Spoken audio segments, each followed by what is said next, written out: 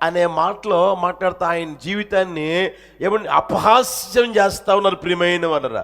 తర్వాత మీరు చూడండి 13:4 గమనించండి. 13:4 మీరైతే అబద్ధములు కల్పించువారు వీరందరూ ఎవరంటే వాళ్ళు అబద్ధాలు కల్పిస్తా పనికిమానులాగా తయారైపోయారు. 16:2 చూడండి. ఇట్టి మాటలు అనేకములు నేను విని ఉన్నాను, మీరందరూ బాధకే కర్తలు కానీ. అంటే వాళ్ళు ఎవరు? స్నేహితులు ఎవరంట? ఏ రోజైనా చూడు బాధ పెడతానే ఉంటారు, బాధపరుస్తూనే ఉంటారు, బాధపరచకుండా పొరపాటు కూడా ఉండరు, బాధపరుస్తూనే ఉంటారు. తర్వాత చూడండి 16:4 గమనించండి.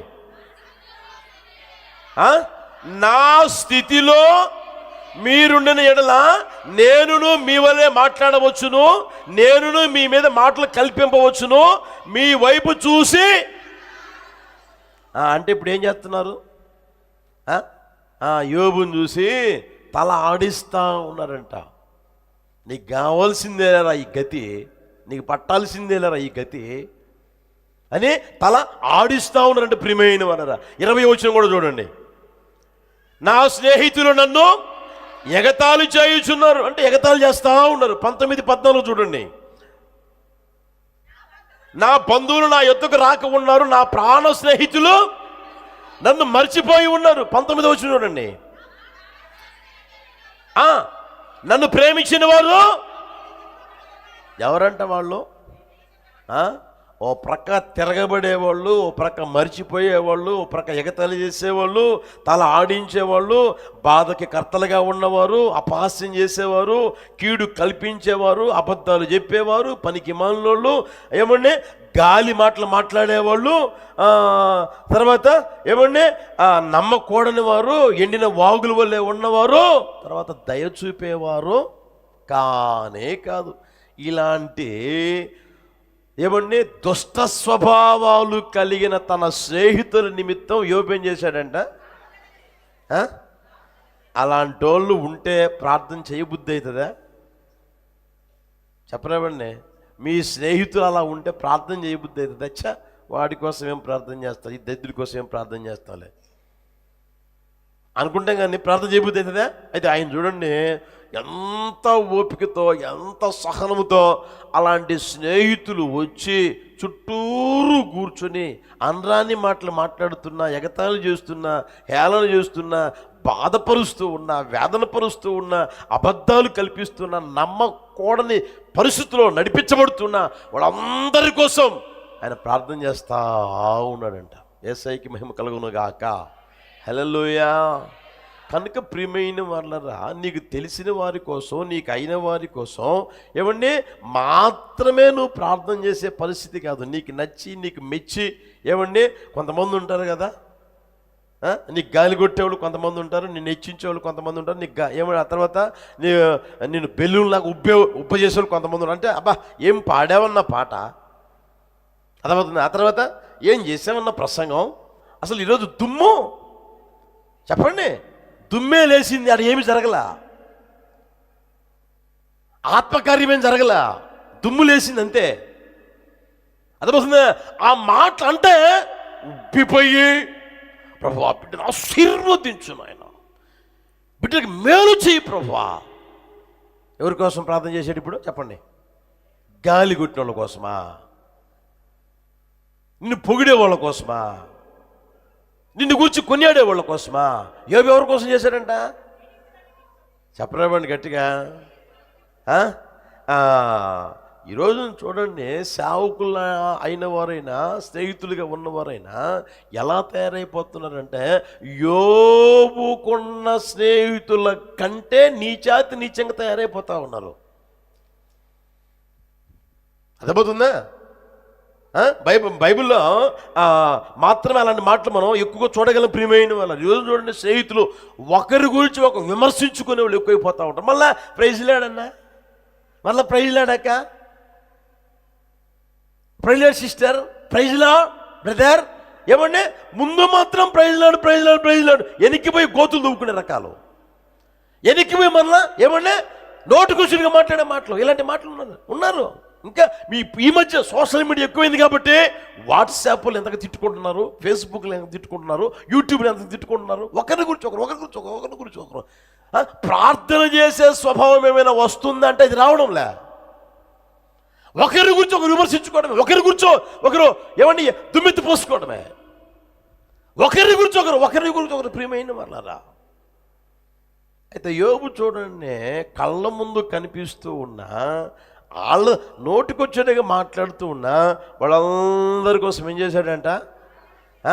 ప్రభా ఈ నన్ను ఎగతాళి చేస్తున్నాడయ్యా, అయినా పర్లేదు ప్రభా, సహిస్తానయ్యా, భరిస్తానయ్యా, ఈయన్ని కూడా బాగు చేయ ప్రభా, వీడిని కూడా దీవించయ్యా, వీడిని కూడా ఆశీర్వదించయ్యా, వీడిని కూడా గణపరచ, వీడి బాధలన్నీ తొలగిపోయే వాళ్ళయ్యా అని అందరికి స్నేహితుల నిమిత్తం ప్రార్థన చేస్తా ఉండి ప్రియమైన వాళ్ళరా. యేసు ప్రభు కూడా చూడండి, సిలువలో వేలాడేటప్పుడు వీరేమి చేయుచున్నారో, ఎవరిని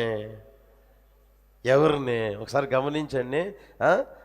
అపహసించిన వారిని, ఎగతాళి చేసిన వారిని, ఈటు తీసుకుని బల్లి తీసుకుని ఏమైనా డొక్కలో పుడిచిన వారిని, నువ్వు రాజువైతే దిగు, మమ్మల్ని కూడా దించు అని నోటికొచ్చేట్టుగా మాట్లాడి జనసమూహం అక్కడ ఉంటే, వీరేమి చేస్తున్నారు వీరగర, వీరిని క్షమించయ్యా.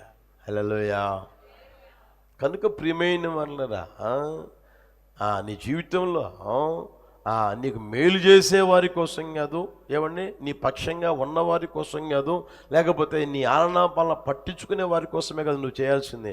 ఇలాంటి వాళ్ళందరి కోసం ప్రార్థన చేసి ఆత్మప్రభు అనుగ్రహించును గాక. హల్లెలూయా. దావీదు చేసిన ఒక మాట చూపిస్తాను చూడండి. కీర్తనలు 109:1 నుండి, కీర్తనలు 109:1 నుండి, నా స్తుతికి కారణభూతుడవగు దేవా, మౌనముగా ఉండకుము, జాగ్రత్త, నన్ను చెరపవలనని భక్తిహీనులు తమ నోరు, కపటము గల తమ నోరు తెరిచి ఉన్నారు, వారు నా మీద అబద్ధములు చెప్పుచున్నారు, నన్ను చుట్టుకొని నా మీద ద్వేషపు మాటలు ఆడుచున్నారు, నిర్నిమిత్తముగా నాతో పోరాడుచున్నారు, నేను చూపిన ప్రేమకు ప్రతిగా వారు నా మీద పగబట్టి ఉన్నారు, నేను కూడా పగబట్టి ఉన్నాను, నేను కూడా పండ్లు పటపట కొరుకుచున్నాను, నేను కూడా చెప్పండి కపటము గల నా నోరు తెరిచి ఉన్నాను, అబద్ధాలు చెప్పుచున్నాను, తర్వాత ద్వేషపు మాటలు ఆడుతూ ఉన్నాను అన్నాడా? ఏమన్నాడు ఆయన? అయితే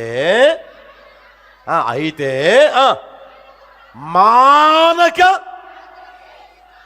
హల్లెలూయా, నేను మానక, ఎప్పుడు వస్తుందో అలాంటి స్వభావం నా యేసయ్య దయచేయును గాక. హల్లెలూయా, హల్లెలూయా. ఎలాంటి వారినైనా సరే నీ వ్యక్తిగత జీవితంలో ఏమండి నీకు ఎదురైనా సరే, నీ కళ్ళ ఎదుట కనిపించినా సరే, వాళ్ళు అంటున్న మాట నీకు చెవి వినిపించినా సరే, నీ ఎదుటే ఉండే అంటున్నా సరే, వాళ్ళ కోసం ఏం చేయాలి? గట్టిగా చెప్పండి. ప్రార్థన రాదు, సామాన్యంగా రాదు, నోరు తెరవలేవు, అయినా సరే నువ్వేం చేయాలి? వారి కోసం ప్రార్థన చేసే వ్యక్తిగా తీర్చిద్దబడుదువు గాక. హల్లెలూయా. యేసు ప్రభు వారు ఈ లోకంలో ఉన్నప్పుడు కూడా చెప్పిన మాట ఏంటంటే, మీ పరలోకమందున్న మీ తండ్రికి మీరు కుమారులై ఉన్నట్లుగా మీ శత్రువుల్ని ప్రేమించండి, ద్వేషించే వారి కోసం మీరు, గట్టిగా చెప్పండి, ఎవరి కోసం? ప్రేమించే వారి కోసమా? మిమ్మల్ని ప్రేమించే వారినే మీరు ప్రేమించిన ఎడల మీరు ఎక్కువ చేయుచున్నదేంటి? మిమ్మల్ని ప్రేమించే వారినే నువ్వు ప్రేమిస్తే, అర్థమవుతుందా? నీ కోసం ప్రార్థన చేసే వారి కోసమే నువ్వు ప్రార్థన చేస్తే నువ్వు ఎక్కువ చేసేది ఏంటి? ఏమి లేదు కదా. అయితే మన జీవితంలో ఇలాంటి స్వభావాలు కలిగిన వాళ్ళందరి కోసం ఏమండి, అలాంటి వాళ్ళు ఇంట్లోనే ఉంటారు, వీధిలోనే ఉంటారు, మన పక్కలోనే ఉంటారు, అర్థమవుతుందా? మనకు తెలియకుండానే మన పక్కలో తిరుగుతూ ఉంటారు, అందరూ అన్ని రకాలు ఉంటారు ప్రియమైన వాళ్ళు. అయినా సరే వాళ్ళందరి మీద ప్రేమ కలిగి ప్రార్థన చేసే స్థితిలోనికి వచ్చుదువు గాక. హల్లెలూయా. చూడండి, ఆ రోజున అపోస్తులు దేవుని వాక్యాన్ని బోధిస్తే వేల మంది రక్షించబడ్డారు. రక్షించబడిన తర్వాత వారికి చెప్పిన ఉపదేశం మనం గమనిస్తే, ఆ ఉపదేశంలో అనుభవం గమనించండి. 2వ అధ్యాయం 42 వచనం చూడండి. అపోస్తుల కార్యాలు 2:42. వీరు అపోస్తుల బోధ యందును, సహవాసము యందును, రొట్టె విరుచుట యందును, ప్రార్థన చేయుట యందును. అది ఏంటంట? గట్టిగా చెప్పండి. ఉపదేశంలో ఒక అనుభవం. అది దేవుని నమ్మి నడిపించబడుతూ ఉన్నాము. ఇదిగో మాకు ఒక ఉపదేశ క్రమం ఉంది. ఆ ఉపదేశ క్రమంలో ఏమండి నేను నడిపించబడుతున్నాను, ఆ ఉపదేశానికి నేను లోబడి ఉన్నాను అని అంటే అందులో దాగిన అనుభవం ఏంటి తెలిసినా ప్రార్థన చేస్తా ఉంటాం. హల్లెలూయా, హల్లెలూయా. ఎంతగా అయితే నువ్వు అలాంటి వారి కోసం ప్రార్థన చేస్తూ ఉంటావు, అంతగా దేవుడు రెండంతలుగా ఆశీర్వాదం దయచేయును గాక, రెండంతలుగా నీకు మేలు చేయును గాక. హల్లెలూయా. ఇంకొక మాట చెప్పి ముగిస్తాను చూడండి. ద్వితీయోపదేశకాండం 21:15. ద్వితీయోపదేశకాండం 21:15 నుండి జాగ్రత్తగా చదవండి. ప్రేమింపబడినదొకటియు ద్వేషింపబడినదొకటియు ఇద్దరు భార్యలు ఒక పురుషునికి కలిగి ఉండి, ప్రేమింపబడినదియు ద్వేషింపబడినదియు వాని వలన బిడ్డలు కని, జ్యేష్ఠ కుమారుడు ద్వేషింపబడిన దాని కొడుకైన ఎడల తండ్రి తనకు కలిగిన దానిని తన కుమారునికి స్వాస్థ్యముగా ఇచ్చున్నాడు. ద్వేషింపబడిన దాని కుమారుడైన జ్యేష్ఠునికి మారుగా ప్రేమింపబడిన దాని కుమారుని జ్యేష్ఠునిగా చేయకూడదు. ద్వేషింపబడిన దాని కుమారునికి తండ్రి తన ఆస్తి అంతటిలో రెట్టింపు భాగం ఇచ్చి వాననే జ్యేష్ఠునిగా ఎంచవలను. జ్యేష్ఠాధికారము. హల్లెలూయా. మీకు అర్థం కాని ఏమైనా ఉందో దాంట్లో? ఒక ఆయనకి ఆ రోజుల్లో, ఈ రోజుల్లోగా చెప్పేది, ఒక ఆయనకి ఇద్దరు భార్యలు. ఒక ఆమెనేమో ప్రేమిస్తున్నాడు, ఒక ఆమెనేమో నవ్వు తెరవండి. అంతెందుకు, మన యాకోబు దగ్గరికి వచ్చామనుకో, లేయాని ఏం చేశాడు? నోరు తెరవండి. పెద్దదే కదా, ముందు చేసుకున్నదే కదా, ద్వేషించాడు. రాహేల్ ఏం చేశాడు? ఇద్దరు ఆయన్ని చేసుకున్నది. అర్థమవుతుందా? ఇప్పుడు చూడండి, అక్కడ ప్రేమింపబడిన దాని కుమారుడు ఉన్నాడు, ద్వేషించబడిన దాని కుమారుడు. మొట్టమొదటేమో ద్వేషించబడిన దానికి పుట్టాడు. అంటే యాకోబు విషయం నేను చెప్పడంలే, అది మీకు అర్థమైందని చెప్పా. ద్వేషించబడిన ఆ వ్యక్తి మొదట బిడ్డని కన్నది, ప్రేమించబడింది తర్వాత కన్నది. పిల్లలు పెరిగి పెద్దయ్యారు. ఆస్తి పంపకాలు చేసేటప్పుడు ప్రేమించబడిన దాని కుమారుణ్ణి ఒకవేళ నువ్వు జ్యేష్ఠుడిగా చేస్తావేమో, అలా చెయ్యకూడదు. ద్వేషించబడిన దాని కుమారుడు అయినా సరే వాణ్ణే నువ్వు జ్యేష్ఠుడిగా చేయాలి. జ్యేష్ఠాధికారము వానికే రెట్టింపు భాగము నువ్వు ఇవ్వాలి, రెట్టింపు ఆస్తి నువ్వు అతనికి ఇవ్వాలి అని దేవుడు చెప్పాడు. ప్రియమైన వాళ్ళరా, ఇప్పుడు రెట్టింపు భాగం, రెట్టింపు రాజ్యం, రెట్టింపు అధికారం ఎవరికి ఇచ్చాడు? చెప్పండి గట్టిగా. జ్యేష్ఠుడికి. హల్లెలూయా. అర్థమవుతుందా? రెట్టింపు ఆశీర్వాదం, రెట్టింపు ఘనత, రెట్టింపు దీవెన, రెట్టింపు మేలు, రెండంతల మేలు ఎవరికేనంటే జ్యేష్ఠునికి. ప్రియమైన వాళ్ళరా, జ్యేష్ఠుడు అంటే ఎవరు? పెద్ద. చెప్పండి గట్టిగా. పెద్ద కుమారుడు.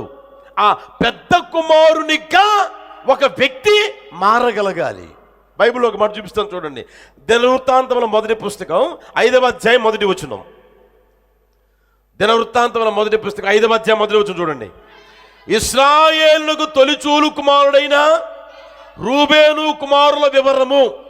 ఇతడు జ్యేష్ఠుడై ఉండెను గాని.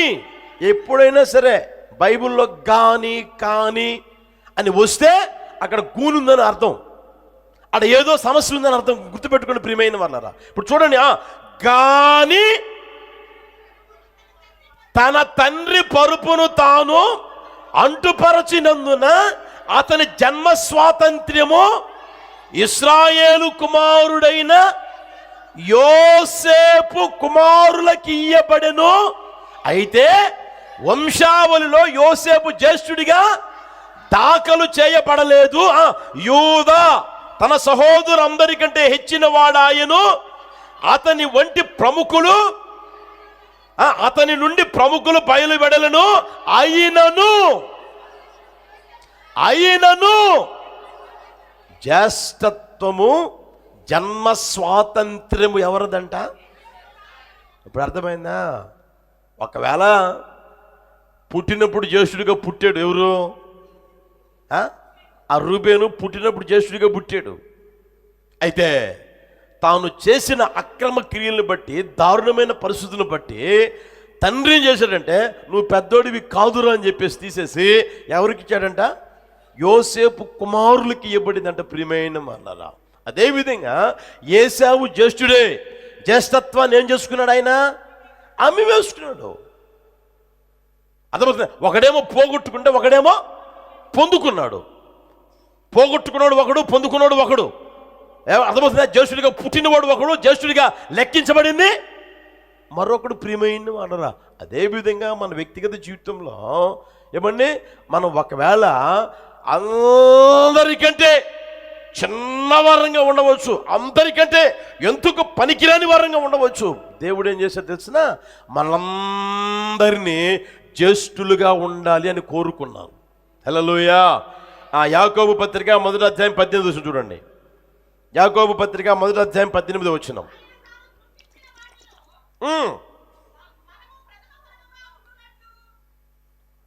జాగ్రత్తగా గమనించండి.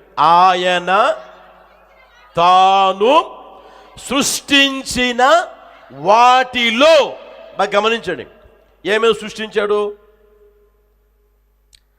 ఆదికాండం 1వ అధ్యాయం అన్నీ ఉంటాయి. పక్షుల్ని సృష్టించాడు, జంతువులను సృష్టించాడు, భూమిని సృష్టించాడు, తర్వాత చెప్పండి జలచరాలని, భూచరాలని, ఆ తర్వాత ఏమండి సూర్యుడిని, చంద్రుణ్ణి, నక్షత్రాలని, ఇవన్నీ సృష్టించాడా? సృష్టించిన వాటన్నిటిలో ఆ మాట గమనించ, ఆయన తాను సృష్టించిన వాటిలో మనము ప్రథమ ఫలముగా ఉండునట్లు సత్యవాక్య ప్రకారము వలన తన సంకల్ప ప్రకారము మనల్ని కన్నాడంట. తన సంకల్ప ప్రకారం మనల్ని కన్నాడంట. సత్యవాక్య ప్రకారం, సత్యవాక్యము వలన తన సంకల్ప ప్రకారం కన్నాడు. ప్రియమైన వాడరా, మన వ్యక్తిగత జీవితంలో ఈ సత్యాన్ని గుర్తెరగలగాలి. ఒకవేళ మనం ఇంట్లో చిన్నవారం కావచ్చు, వీధిలో చిన్నవారం కావచ్చు, ఏమైనా మందిరానికి నిన్ననే వచ్చిన వారు కావచ్చు, మొన్ననే వచ్చిన వారు కావచ్చు, లేకపోతే 10 సంవత్సరాల నుంచి వస్తున్న వారు కావచ్చు. అయితే దేవుని దృష్టిలో నీ జీవితం ఎలా ఉండాలో తెలిసిన? ప్రథమ ఫలముగా ఉండాలని ఆయన కోరుకున్నాడు. మనం అందరం ప్రథమ ఫలంగా ఉండాలని కోరుకున్నాడు. కోరుకున్నప్పుడు మనం ఉండవలసిన అనుభవం ఏంటంటే, సత్యవాక్య ప్రకారం మనం కనబడుదుముగాక. సత్యవాక్యం అంటే ఏంటి చూస్తారా? ఎఫెసీ పత్రిక 1వ అధ్యాయం 13వ వచనం. ఎఫెసీ పత్రిక 1వ అధ్యాయం 13వ వచనం చూడండి. మీరును సత్యవాక్యమును అనగా మీ రక్షణ సువార్తను విని క్రీస్తునందు విశ్వాసం ఉంచి వాగ్దానము చేయబడిన ఆత్మచేత మీరు ఈ అనుభూతిలోనికి రావాలి. ఒక వ్యక్తి మారు మనసు పొందాలి. మారు మనసు పొందడమే కాకుండా బాప్తిస్వానికి లోపడాలి. బాప్తిస్వం పొందని అనుకుని తిరగడమే కాకుండా ఆత్మచేత ముద్రించబడాలి, పరిశుద్ధాత్మ చేత నింపబడాలి. ఎప్పుడైతే పరిశుద్ధాత్మ చేత నింపబడి అనుభూతిలోనికి వస్తావో ఆ వ్యక్తి ఎవరయ్యా అంటే జ్యేష్ఠుడు. ఆ వ్యక్తి ప్రథమ ఫలం, ఆ వ్యక్తి పెద్దవాడు. హల్లెలూయా. ఎవరి దృష్టిలో? చెప్పండి గట్టిగా. నీ ఇంట్లో నువ్వు పెద్దవాడి కావచ్చు, నీ వీధిలో నువ్వు పెద్దవాడివి కావచ్చు. అయితే మందిరానికి వచ్చేసరికి దేవుని దృష్టిలో నువ్వు చిన్నవాడిగా ఉండడం ఆయనకి ఇష్టం లేదు. నువ్వు పెద్దవాడిగా మార్చబడదువుగాక, జ్యేష్ఠుడిగా మార్చబడదువుగాక. అనుభవం ఏంటి తెలిసిన? మారు మనసు పొందిన నీవు, బాప్తిసం పొందిన నీవు పరిశుద్ధాత్మ చేత నింపబడిన స్థితిలోనికి రావాలి. యేసు నామములో పరిశుద్ధాత్మ ఒక్కొక్కరి మీద కుమ్మరించునుగాక, ఒక్కొక్కరి జ్యేష్ఠులుగా మార్చునుగాక. జ్యేష్ఠత్వపు హక్కుని ఎంతగైతే నువ్వు పొందుకొని నడిపించబడతా ఉంటావో అంతగా నా దేవుడు రెండంతలుగా మేలు నీకు దయచేయునుగాక, మీకు కలుగజేయునుగాక. హల్లెలూయా. ఇంకొక మాట చూపిస్తాను, చూస్తారా? చూడండి. హెబ్రీ పత్రిక 12వ అధ్యాయం 23వ వచనం చూడండి. హెబ్రీ పత్రిక 12:23 జాగ్రత్తగా గమనించండి. పరలోకమందు వ్రాయబడి ఉన్న జ్యేష్ఠుల సంఘమునకును. చాలిక. ఇప్పుడు పరలోకమందు వ్రాయబడింది ఎవరంట? నోరు తెరవండి. ఇప్పుడు పరలోకమందు ఉన్నది ఎవరు? నోరు తెరవండి. జ్యేష్ఠులు ఎక్కడ ఉంటారు? కనిష్ఠులు. అర్థమైందా? నువ్వు ఎంతకాలమైన మందిరానికి రా, ఎంతకాలమైన వాక్యం విను, ఎంతకాలమైన ఏమండి, నేను అప్పుడప్పుడు చెప్తుంటానే, కుక్కకేసినట్టుగా బిస్కెట్లు నువ్వు పొందుకుంటావు. కడుపు నొప్పి అయిపోయింది, కడుపు నొప్పి తగిలిపోయింది, తలనొప్పి పోయింది, సంతానం కలిగారు, తర్వాత ఇంకేంటి, రోగాలన్నీ పోయినాయి, కడుపులో గడ్డ కూడా కరిగిపోయింది, తర్వాత ఆరోగ్యం కూడా కుదుటపడింది, అన్న సమాధానం కలిగింది, శాంతి కలిగింది, నెమ్మది కలిగింది, అన్నీ సెట్ అయిపోయాయి అన్న. కూతురు జీవితం సెట్ అయిపోయింది, కుమార్తె తర్వాత కొడుకు జీవితం సెట్ అయిపోయింది అన్న, ఆర్థిక అన్నీ సెట్ అయిపోయినాయి అన్న. నువ్వు ఆనందంగా సంతోషంగా బతుకు. పరలోకానికి మాత్రం పొరపాటు పోవు. అర్థమవుతుందా? ఇది దేవుని వాక్యం. మందిరానికి వస్తే పరలోకానికి పోతాను అనుకోవద్దు, కళ కూడా కనవద్దు. పరలోకమందు వ్రాయబడి ఉన్నది ఎవరో? నోరు తెరవండి. పరలోకమందు వ్రాయబడి ఉన్నది ఎవరో? జ్యేష్ఠులు ఎక్కడ ఉంటారు? అది గుర్తుపెట్టుకోండి. పరలోకంలో ఉండేది జ్యేష్ఠుల సంఘం, జ్యేష్ఠులు. హల్లెలూయా. దేవుడు మనల్ని పిలిచింది పరలోకంలో ఉండేదానికి కానీ పరలోకాన్ని చూసేదానికే కాదు. కనుక నీ జీవితంలో మారు మనసు పొందలేదా? యేసు నామములో మనసు మార్చుకుందువుగాక, మారు మనసు పొందుదువుగాక. బాప్తిసం పొందలేదా? యేసు నామములో బాప్తిసం పొందుదువుగాక. ఆ పరిశుద్ధాత్మ అనుభూతిని ఇంకా నువ్వు పొందుకోలేదా? యేసు నామములో పరిశుద్ధాత్మను నిన్ను ఆవరించునుగాక. పరిశుద్ధాత్మ చేత నింపబడి ఆ నడిపింపులో నడిపించబడుదురుగాక. హల్లెలూయా. అర్థమవుతుందా? ఎంతగా అయితే మందిరానికి రావడం ముఖ్యమో అంతగా పరిశుద్ధాత్మ చేత నింపబడడం కూడా ముఖ్యం. ప్రియమైన వాళ్ళరా, పరలోకమందు వ్రాయబడి ఉన్నది ఎవరంటే జ్యేష్ఠుల సంఘం, జ్యేష్ఠుల సంఘం. హల్లెలూయా, హల్లెలూయా. అర్థమవుతుందా? కనుక ఈ అనుభూతిని మీరు పొందుకోగలిగితే నా దేవుడు రెండంతలుగా మేలు చేయునుగాక, రెండంతలుగా మేలు చేయునుగాక. ఇంకొక మాట గుర్తు చేసి ముగిస్తాను చూడండి. ఆదికాండం 32:10. ఆదికాండం 32:10. నీవు నీ సేవకునికి చేసిన సమస్తమైన ఉపకారములకును సమస్త సత్యమునకును అపాత్రుడను, ఎట్లనగా నా చేతి కర్రతో మాత్రమే ఈ యోర్దాను దాటే. ఇప్పుడు ఎంత అంట? గట్టిగా చెప్పండి, ఎంత? రెండంతలుగా దేవుడు మేలు చేయునుగాక, రెండంతలుగా మేలు చేయునుగాక.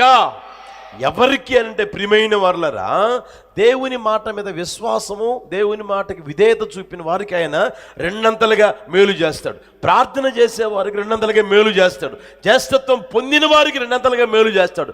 ఈ వాక్యంలో మనం చూస్తే ప్రియమైన వారులరా, మీరు చేతి కర్రతో మాత్రమే బయలుదేరిన యాకోబు ఇప్పుడు ఎలా మారిపోయాడంట?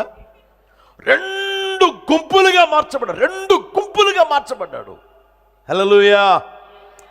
రెండంతలుగా మేలు ఆయన పొందాడు. ప్రియమైన వాళ్ళరా, ఆయన ఊహ కూడా అందదు, ఆయన ఆలోచనలు కూడా అందదు. ఇంతగా దేవుడు నన్ను ఆశీర్వదిస్తాడు, ఇంతగా నన్ను దీవిస్తాడు, ఇంతగా నేను హెచ్చించబడతానని ఆయన ఊహలో కూడా ఊహించలే. ప్రియమైన వాళ్ళరా, ఆయన అడిగింది ఏం తెలిసినా, నాకు అంత అన్నం పెట్టు, పూటకు అంత అన్నం పెట్టు, కట్టుకోవడానికి వస్త్రమే, నేను వెళ్ళే మార్గంలో నాకు నాకు కాపాడు, తోడయ్యుండి నన్ను కాపాడు, ఇంతకు మించి నాకేమొద్దు, నువ్వు ఆశీర్వదిస్తానన్నావు, నువ్వు ఆశీర్వదించినా నాకు ఇబ్బందిలే, నాకు అంత అన్నం పెట్టు, అంత నీడే, అంత గుడ్డే, నాకు చాలు, అంతకంటే అవసరంలే అన్న వ్యక్తి వెళ్ళిన తర్వాత ప్రియమైన వాళ్ళ వచ్చేటప్పుడు ఎలా ఉన్నాడండి? ఇప్పుడు రెండు గుంపులుగా. హల్లెలూయా. అరే, చేతి కర్రతో బయలుదేరిన ఆ వ్యక్తిని రెండంతలుగా ఏమండి మేలు అనుభవించేటట్లుగా చేసిన దేవుడు మరి నీ జీవితంలో, నా జీవితంలో చేయడా? నా దేవుడు చేయునుగాక. హల్లెలూయా. ఆయన ఒక మాట అంటాడు, చదవండి ఆ మాట. ఆదికాండం 31:42. ఆదికాండం 31:40. గట్టిగా చూడండి. నా తండ్రి దేవుడు, అబ్రహాము దేవుడు, ఇస్సాకు భయపడిన దేవుడు. ఎవరు ఆయనకి తోడై ఉన్నారంట? వెళ్ళింది ప్రియమైన వాళ్ళరా చేతి కర్రతోనే అయినా ఏమండి ఆయనతో కూడా ఎవరు వెళ్ళారంట? ఆ మాట చూడండి. నాకు తోడై ఉండని ఎడలా, అబ్రహాము దేవుడు నా తండ్రి దేవుడు నాకు తోడై ఉండని ఎడలా అంటే ఆయనకి ఎవరు తోడై ఉన్నారంట? దేవుడు తోడై ఉన్నాడు గనుక ప్రియమైన వాళ్ళరా ఆయన వ్యక్తిగత జీవితంలో రెండంతలుగా మేలు అనుభవించేటట్లుగా చేశాడు. హల్లెలూయా. ఇప్పుడు మనకి రెండంతలుగా మేలు కలగాలని ఆశపడినప్పుడు ఆయన మనకు తోడై ఉండును గాక, ఆయన మనకు తోడై ఉండును గాక. ఆయన ఎంతగా అయితే మనకు తోడై ఉంటాడో అంతగా రెండంతలుగా ప్రభు మేలు చేయును గాక. ఎప్పుడు ఆయన మనకు తోడై ఉంటాడనేది ఒక మాట చూపి ముగిస్తాను చూడండి. యెహోషువ పుస్తకం 7వ అధ్యాయం 12వ వచనం. యెహోషువ పుస్తకం 7వ అధ్యాయం 12వ వచనం చూడండి. కాబట్టి ఇశ్రాయేలులు శాపగ్రస్తులై తమ శత్రువుల ఎదుట నిలవలేక తమ శత్రువుల ఎదుట వెనుకకు తిరిగిరి. శాపగ్రస్తులైన వారు మీ మధ్యన ఉండకుండా మీరు వారు నిర్మూలన చేస్తేనే తప్ప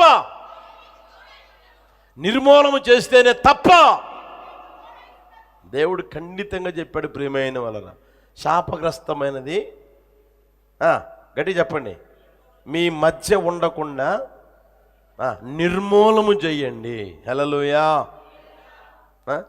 నీ ఇంతవరకు నీ జీవిత అనుభవాన్ని చూస్తే శాపం శాపం శాపం శాపం అంటున్నావా? అది దేని ద్వారా కలిగిందో కాస్త ఆలోచన చేసుకొని ఆ శాపగ్రస్తమైన అనుభవాలు కాస్త నీలో నుంచి తీసివేసుకుంటే నా యేసయ్య నీకు ఎల్లప్పుడూ తోడై ఉండును గాక. హల్లెలూయా. ఎవరు తోడై ఉంటారంట? గట్టిగా చెప్పండి. మనిషి కాదు, దేవుడు నీకు తోడై ఉండు. నువ్వు ఎక్కడున్నా దేవుడు తోడై ఉండును గాక. అదే ఎప్పుడు శాపగ్రస్తమైంది నీలో నుంచి లోకం ఏదైతే ఇష్టపడుతుందో, దేవుడు ఏదైతే ఇష్టపడడో, దేవుడు ఏదైతే అసహించుకుంటాడో అవి నీలో నుంచి నువ్వు దూరం చేసుకుంటారా. అప్పుడు నా యేసయ్య నీకు దగ్గర ఉండుగాక, నా యేసయ్య నీకు తోడుగా ఉండునుగాక. అది గాఢాంధకారపు లోయైనా సరే ఆయన నీకు తోడుగా ఉండి నిత్యముగా రెండంతలుగా మీరు అనుభవించేటట్లుగా యేసు నామములో తండ్రి చేయునుగాక. యేసు నామములో నా దేవుడు కార్యము చేయునుగాక. రెండంతలుగా ప్రభువు మేలు చేయునుగాక. ఈ మాటలు ఒక్కొక్కరు గుండా నీరు కట్టి ఫలింపు చేయునుగాక.